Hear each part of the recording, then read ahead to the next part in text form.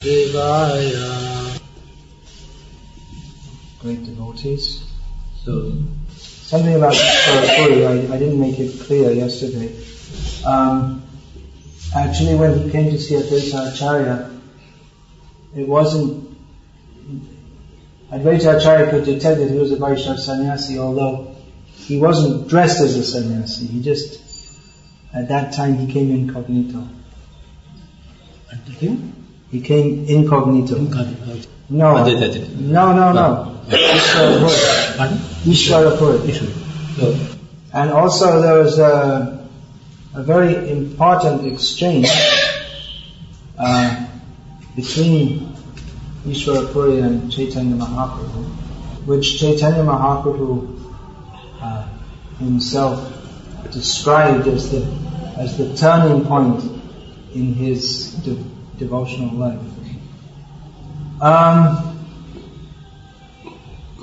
That Isvara Puri told him to chant the holy names of Krishna.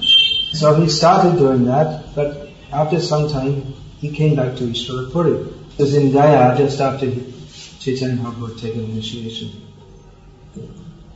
So he submitted a doubt to Isvara Puri. What kind of mantra have you given me? He said, usually a mantra should make you very peaceful and calm. This mantra has made me mad. When I chant this mantra, I just start dancing. And all kinds of things happen. My hair stand on end, and I cry, and so many things. The specific order of Isvara Puri was to constantly chant the holy names. Puri said, very good. It's very good that you have, what's happening is that you have attained the ecstasy of love of Krishna by chanting this. Chaitanya Mahaprabhu was saying that the mantra should give you gyan, knowledge, but it seems as if my knowledge has been covered over by this mantra. So as a good disciple, he submitted his doubt to his spiritual master. So Isvara Puri, smiling, said, yes, it is the nature of the Hare Krishna mantra that anyone who chants it, they develop loving ecstasy for Krishna.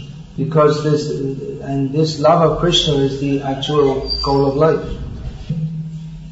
And you are very fortunate to have attained this love of Krishna. Because when one develops love of Krishna like this, then it's natural for a devotee to laugh, cry, run here and there, sing and dance, and then trembling, standing of the hairs on end, tears. So you go on chanting like this in the association of devotees and instruct others to do so also.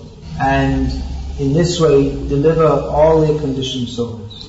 And then Isvara Puri taught Chaitanya Mahaprabhu one verse from Srimad Bhagavatam, which is the essence of the Bhagavatam's instructions. And therefore Isvara Puri recited it again and again. Evam vatasa priyanama kirtya jatanurago dhuta chitta uchai hasatyato roditi roti gayatyun madhavan rityati lokabhayaha. When a person is actually advanced and takes pleasure in chanting the holy name of the Lord, who is very dear to him, he becomes agitated and loudly chants the holy name. He also laughs, cries, becomes agitated, and chants just like a madman, not caring for outsiders. Okay, so now I'll speak about Sri Ranga Puri, who was a god brother of Isvara Puri. We only have one record of him meeting with Chaitanya Mahaprabhu. Chaitanya Mahaprabhu was on his long tour of South India towards the end of the he'd already been to South India, then he was coming up again to the north, and he came to the holy place Pandarapur. And one Brahmana there, seeing Chaitanya Mahaprabhu in ecstatic love, dancing and chanting, invited him for Madhyanam Prasadam, lunch prasadam, midday prasadam. So after receiving prasadam, Chaitanya Mahaprabhu also received some very auspicious news that a disciple of Madhavendra Puri by the name Sri Ranga Puri, it was also in Pandharapur at that time. So upon getting this news, Chaitanya Mahaprabhu went to offer his respects at the lotus feet of Sri Ranga Puri. And he entered the house of the Brahmin where Sri Ranga Puri was staying and saw him sitting there. As soon as Chaitanya Mahaprabhu saw Sri Ranga Puri, he offered him obeisances. That is the etiquette to, because he is the god, Sri Ranga Puri is the god brother of Ishvara Puri. So the etiquette is that one should offer the same respect to the god brother of the Guru as to the Guru. So he offered full prostrate respects, falling like a stick on the ground. And Chaitanya Mahaprabhu, simply on seeing Sri Ranga Puri, was manifested various ecstatic symptoms. He was crying, the hairs of his body were standing on end, he was trembling and perspiring. So seeing this, Sri Ranga Puri was astonished and respectfully he told Chaitanya Mahaprabhu to get up and said, I know you must have some relationship with my Guru Dev, because apart from Madhavendra Puri there is no one in this world who has demonstrated these ecstatic symptoms of love of Krishna. But then Sri Ranga Puri lifted up Chaitanya Mahaprabhu and gave him firm embrace, and in their firm embrace, firmly embracing each other, they both cried. So when they first burst of ecstasy became a little subside, a little calm, then Chaitanya Mahaprabhu informed Sri Ranga Puri that how he was related to Madhavendra Puri through Ishvara Puri Pad. So in both of them a great flood of love of God arose, wonderful flood of God. But both offering respect to each other, they both sat down. And then they started talking about Krishna. And in this way they passed 5 to 7 days. Once, out of curiosity, Sri Ranga Puri asked Chaitanya Mahaprabhu about his birthplace. It's mentioned here out of curiosity because generally one doesn't, the etiquette is that one should not ask a sannyasi about his previous birthplace or state of parents and caste would be, because it's considered that he's completely, that connection is completely gone and he shouldn't even think about it. But Chaitanya Mahaprabhu told him that he was born in Navadvip. And Sri Ranga Puri related how he had also once visited Navadvip along with Madhavendra Puri. And he had taken, they'd all taken their prasadam in the house of a Brahmana by the name of Jagadisa Mishra. This was presumably before the birth of Chaitanya Mahaprabhu, or when he was very small. And he even remembered that one particular preparation he had taken in that house made of banana flowers. How wonderful it was. Banana flowers. He remembered, the wife of Jagadisa Mishra, she was very wonderful and chaste lady, and affectionate like Jagannatha, like the mother of the universe. Sri Ranga Puri went on to say that there's no one in the 3 worlds as expert in cooking as her. Fed the sannyasis with affection just as if they were her own sons. And he said that one of her sons, at a young age, he took sannyas, and his name was Shankararanya. Shankararanya, that's Chaitanya Mahaprabhu's elder brother. And he told, Sri Ranga Puri told Chaitanya Mahaprabhu that sannyasi Shankararanya had left this world from Pandharapur, where they were at. Now the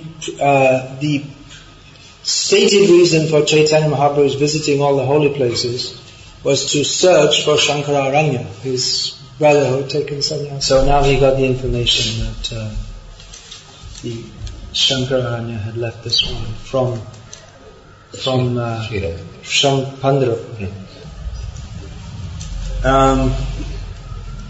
So Chaitanya Mahaprabhu said, yes, in my previous ashram, I was his brother, and Jagannath Mishra was my father. So they discussed more and more topics of Krishna, and eventually Sri Ranga Puri departed for Dwaraka Dham, and we don't have any more information about Sri Ranga Puri. Although some people say that Sri Ranga Puri afterwards came to Jagannath Puri and to join Chaitanya Mahaprabhu and spend the remainder of his days in the association of Chaitanya Mahaprabhu in Puri. Now I'll speak about Jagadish Pandit. There is a book called Gaur Gano Desha Deepika, which describes who the associates of Chaitanya Mahaprabhu were in Krishna Lila. Krishna has his so many associates, and they come with him again when he comes as Chaitanya Mahaprabhu, but in a different form.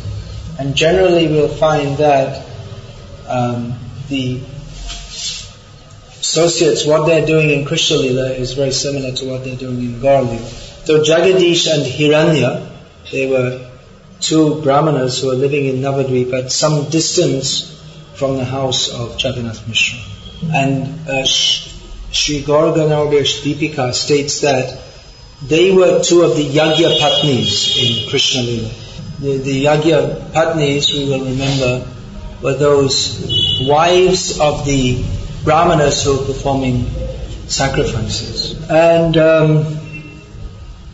the cowherd boys begged on behalf of Krishna and Balaram food from them, which they gave. But there's another opinion, which is also said in Gaur Ganodesh Deepika, that Jagadish Pandit was a dancer of Vrindavan by the name of Chandrahas. He was born in Guwahati, which is was then known as Pragjotishpur, which is the capital of modern Assam. His parents were Vaishnavas, so when they passed away, he brought his wife Dukini and his brother Hiranya to Mayapur. It says here near the home of Jagannath Mishra. At some distance, I have to check that out. So Jagadish and Dukini, they had parental affection for the little Nimai. Dukini looked after or related to Nimai just like a mother. They would sometimes feed her from her own breast, feed him from her own breast. Chaitanya, or the young Nimai, he would cry a lot. Unless the people around him chanted the holy names, he would go on crying. So in this way he got everyone to go on chanting the holy names. But on one Ekadashi, however, he kept on crying even though Shachi Mata and Jagannath Mishra were chanting the holy names. So becoming perturbed, they asked him, well, what do you want? Well, what can we do to stop you crying? Nimai replied that Jagadish and Hiranya have made they're doing a special puja today, and they've made so many different preparations to offer to Lord Vishnu. I want to eat that. So Jagannath Mishra was surprised that how can Nimai know that there's some special puja going on? But he Jagannath Mishra went to Jagadish Pandit's house and saw that indeed it was a fact. Jagannath Mishra told Jagadish Pandit of Nimai's desire, although he thought maybe it's not proper, even though he's a young boy, but we maybe not proper to feed him rice on Ekadashi. But Jagadish Pandit very happily gave the entire offering to Jagannath Mishra. And Nimai took it off. How merciful. I just want to see the original Bengali of that.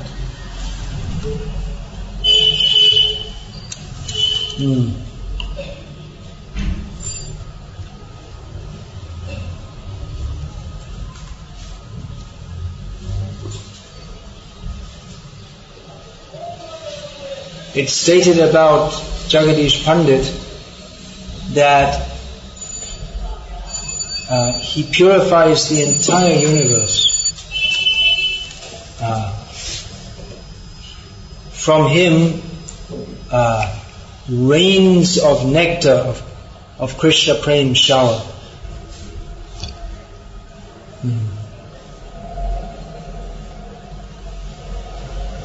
Now, there's another pastime that Jagadish Pandit, he once went to Puri. Chaitanya Mahaprabhu, before he took sannyas, ordered Jagadish to go there. So having gone there, he on his way back, he felt tremendous separation from Jagannath. Jagannath! He was so impressed by the darshan of Jagannath that on his way back he was suddenly struck with tremendous feelings of separation. So Lord Jagannath in a dream appeared to Jagadish Pandit and told him, you take me and serve me.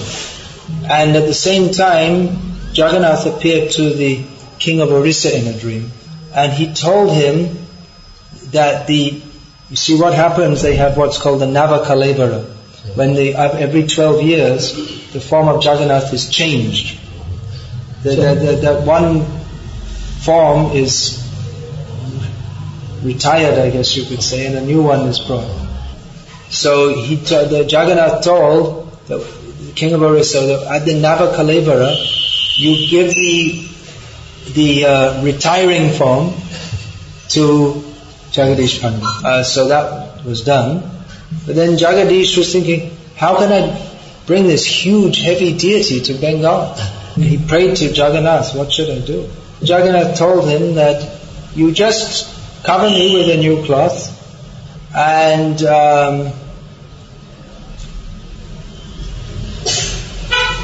then I'll become just very light and you can take me, no problem. You carry me with using a stick.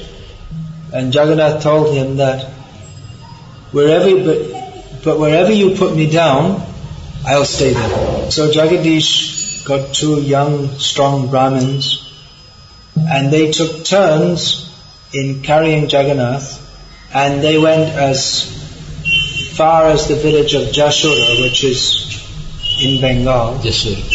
No, not Jashura. Jashura. And that's right on the bank of the Ganga. And it's actually an ancient place. That's the place where Pradyumna killed the demon Shambhara during the pastimes of Lord Krishna. And where Bhagirath, when he was bringing the Ganga, he happened to bury the wheel of his chariot at this place. Bury the wheel of his chariot. So Jagadish, having come to the bank of the Ganga, he wanted to take a bath in the Ganga. So one of the Brahmins was holding Jagannath, but suddenly that Jagannath, who had been so light, he became so heavy. He couldn't hold him up anymore, so he had to put him down. When Jagadish returned from bathing, he saw Jagannath sitting there and thought, this is the Lord's desire, he wants to stay here.